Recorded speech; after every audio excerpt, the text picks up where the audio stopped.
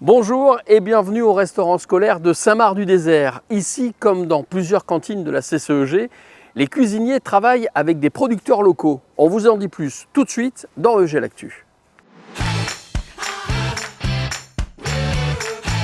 Je suis Chloé Simon, je suis maraîchère à Fête-Bretagne. Je produis à peu près 15 légumes en plein champ, donc les carottes, les oignons, les poireaux, les choux.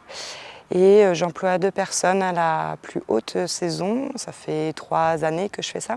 Je suis Élodie Chéniaud, responsable du restaurant scolaire de Saint-Marc-du-Désert et chef de cuisine. Zoé, expliquez-nous le projet de planification des approvisionnements locaux et bio. Ce projet, il vise à faciliter les approvisionnements en produits locaux et bio dans les cantines pour répondre à la réglementation qui impose 20% des achats en produits biologiques dans les cantines.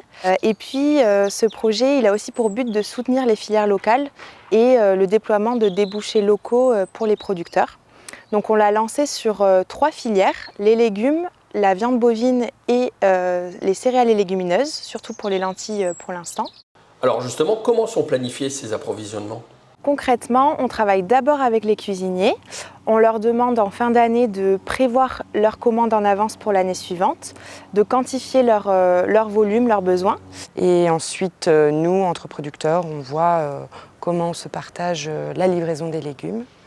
Et comme ça, on peut planifier, nous, de notre côté, la production et mettre en conséquence les légumes qu'il faut. Élodie, comment la préparation des repas s'organise-t-elle à Saint-Marc-du-Désert ? J'élabore mes menus avec mes 2 collègues cuisiniers. Je suis quand même le GERCN, qui est un plan d'équilibre alimentaire pour les enfants. Alors, que vous apporte la planification avec la CCEG ? La planification avec la CCEG nous apporte une stabilité, autant dans la diversification des produits proposés. Ça nous a étendu à l'élevage et aux légumineuses comme produits par exemple. Qu'est-ce qui est important dans ce projet de planification pour vous ? C'est important pour moi d'avoir une proposition de produits frais en circuit court et bio et surtout la quantité nécessaire à élaborer mes repas pour 600 enfants. Ce qui est important pour moi, c'est de travailler avec les cuisiniers locaux qui sont comme des artisans pour moi et de pouvoir m'assurer que je puisse vendre une certaine quantité de légumes tout au long de l'année. Que ce soit à destination des enfants, c'est un grand plus.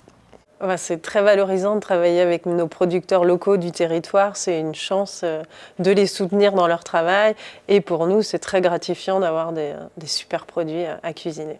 Alors pour finir, combien comptez-vous de partenariats sur Aire de Gèvres ? Sur ce projet, on a 9 restaurants collectifs d'engagés, 7 restaurants scolaires gérés par les communes de la CCEG, un collège et un EHPAD, et on a 13 fermes engagées aussi sur ce projet avec 2 collectifs de producteurs, un collectif d'éleveurs en viande bovine, l'association de la vache nantaise, et un collectif de producteurs de céréales et légumineuses bio du 44 qui s'appelle C'est la bio.